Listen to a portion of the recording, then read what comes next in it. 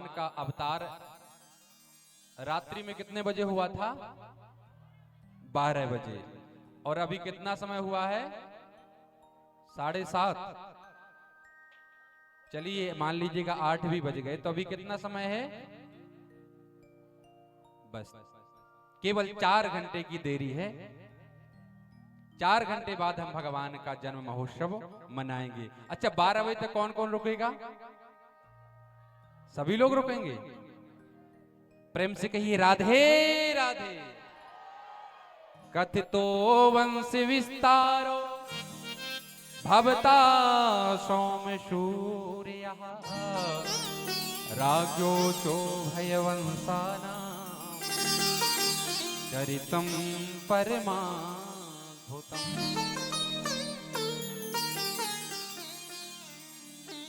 कहते हैं जब पृथ्वी पर ज्यादा अत्याचार, पापाचार और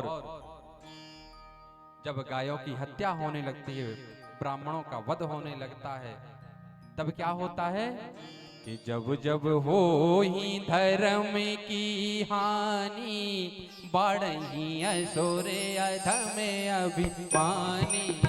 जब जब होए धर्म की हानि बढ़े असुर अधम अभिमानी। जब जब हो ही धर्म की हानि बढ़ही असुर अधम अभिमानी। जब जब होए धर्म की हानि बढ़े असुर अधम अभिमानी। तब तब धरि प्रभु विविध शरीरा हरहि कृपा निधि सजन पीरा। तब तब धरि प्रभु विविध शरीरा हरहि कृपा निधि सजन पीरा। तब तब धरि प्रभु विविध शरीरा हरहि कृपा निधि सजन पीरा। तब तब धर प्रभु विविध शरीरा हरहि कृपा निधि सजन पीरा। सिया राम जय जय सिया राम, जय सिया राम जय जय सिया राम। जय सिया राम जय जय सिया राम, जय सिया राम जय जय सिया राम। बंधुओं, जब जब पृथ्वी पर अत्याचार बढ़ जाता है, पापाचार बढ़ जाता है, क्योंकि भगवान अवतरित कब होते हैं कि विप्रधेनु सुर संतिहिते लीन मनुजी अवतार निजी इच्छा निर्मित तनु माया गुण गोपाल। विप्र ब्राह्मण, धेनु गाय, संत और ब्राह्मण। विप्र धेनु सुर संत। जब देवताओं पर कष्ट आता है, ब्राह्मणों पर कष्ट आता है, गौ माता को कष्ट होता है, संतों पर जब कष्ट आता है, तब भगवान अवतार लेते हैं। आज मथुरा के राजा हैं उग्रसेन। बहुत समय हो गया लेकिन कोई घर में संतान नहीं है। पहले के समय जब राजा महाराजा हुआ करते थे ना, तो बिना पुत्र कामेष्टि यज्ञ के संतान नहीं हुआ करती थी। पहले पुत्र कामेष्टि यज्ञ होता तब जाकर के संतान हुआ करती थी। महाराज उग्रसेन महाराज की यहां पर कोई संतान नहीं है। ब्राह्मणों से पुत्र कामेष्टि यज्ञ करवाया। उनकी पत्नी गर्भवती हुई। एक दिन सखियों के साथ बगीचे में घूमने के लिए गई हुई थी। कहा दुर्मिल नाम की राक्षस की नजर पड़ गई। उग्रसेन की पत्नी के गर्भ पर, तो कहा, ब्राह्मणों ने कह दिया कि उग्रसेन आपके घर में जो भी बालक होगा वो दुष्ट होगा, वो राक्षस होगा, आपके परिवार को नष्ट कर देगा। समय व्यतीत हुआ, उग्रसेन महाराज की यहाँ पर पुत्र प्राप्ति हुई। इन्होंने कांस में लपेट करके और यमुना जी में बहा दिया। महाराज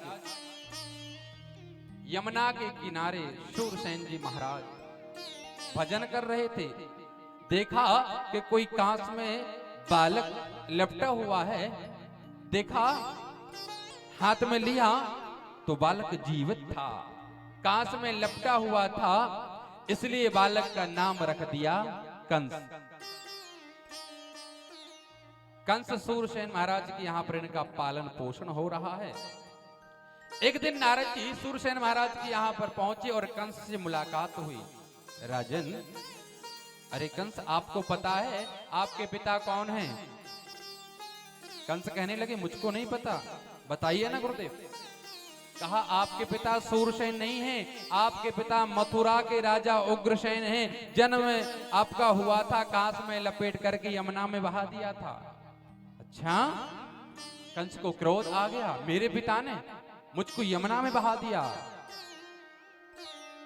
कंस जाकर के शिव जी की तपस्या करने के लिए कैलाश पर्वत पर चला। शिव जी की तपस्या की, शिव जी ने एक धनुष दिया।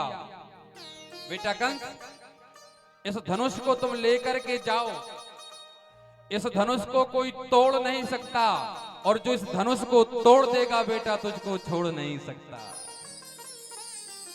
कंस उस धनुष को लेकर के आए, विशाल सेना बना ली और मथुरा पर आक्रमण कर दिया। मथुरा पर आक्रमण किया, अपने स्वयं माता पिता के लिए आज कारागृह में डाल दिया है। बंधुओं,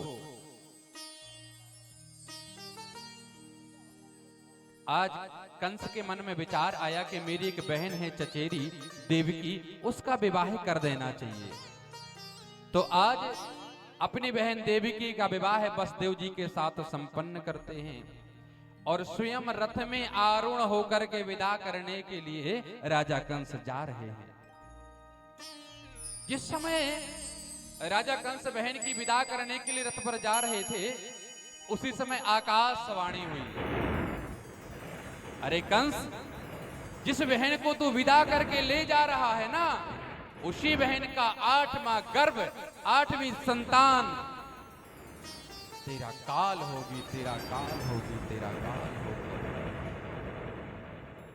कंस को आया क्रोध, मेरी बहन का 8वां पुत्र, 8वीं संतान मेरी काल होगी, क्यों ना काल को जन्म देने वाली को ही समाप्त कर दूं। आज अपनी बहन देवकी के केशों को पकड़ा, तलवार को निकाला और मारने के लिए आतुर हो गए। वसुदेव जी ने पकड़ा, अरे राजन, आप मथुरा के राजा हो चुके हैं, आपकी बहन है और वो भी आप विदा करके ले जा रहे हैं। एक बहन का वध करेंगे, एक बहन की हत्या करेंगे, वो भी जिसका आपने कन्यादान किया है, आप स्वयं विदा करके ले जा रहे हैं, और वो भी एक स्त्री। राजा, शोभायमान नहीं है। वसुदेव जी कहने लगे, महाराज, जैसी आप आज्ञा दोगे हम स्वीकार करेंगे, पर आप अपनी बहन के लिए छोड़ दो, माफ कर दो। कंस कहने लगा, आपको दोनों को कारागृह में रहना होगा और जितनी भी संतान होगी एक एक करके मेरे पास लाना होगा। आज देवकी और वसुदेव कारागृह में हैं। कहते हैं, हाथों में हथकड़ियां, पैरों में बेड़ियां पड़ी हुई हैं,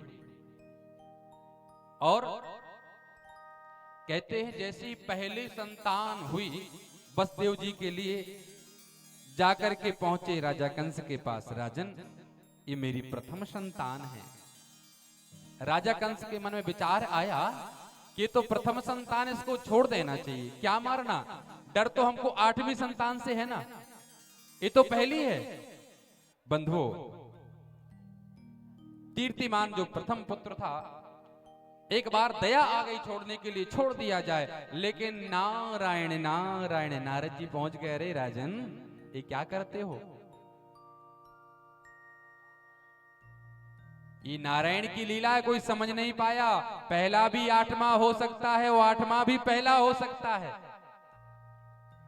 और हो सकता है राजन कि नारायण कोई लीला कर रहा हो। नारद जी ने बात क्यों कही?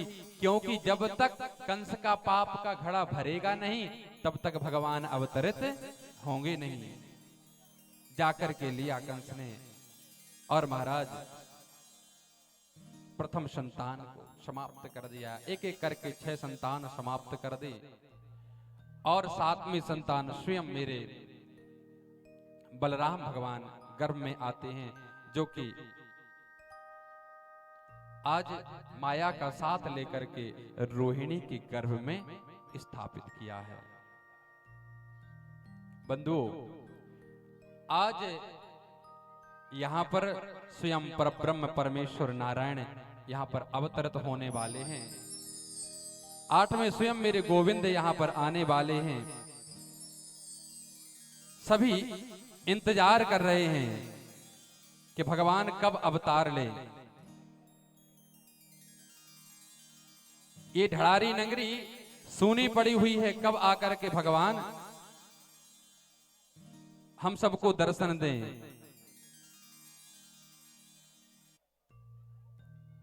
क्या कहते हैं गोकुलवासी और ढड़ारी के भक्त कि सूनी है गोकुल नगरिया। अभी जब तक जन्म नहीं हुआ एकदम सन्नाटा मचा हुआ है ना, और जब भगवान आ जाएंगे तो क्या होगा कि सूनी है गोकुल नगरिया, आजा आजा सवरिया। सूनी है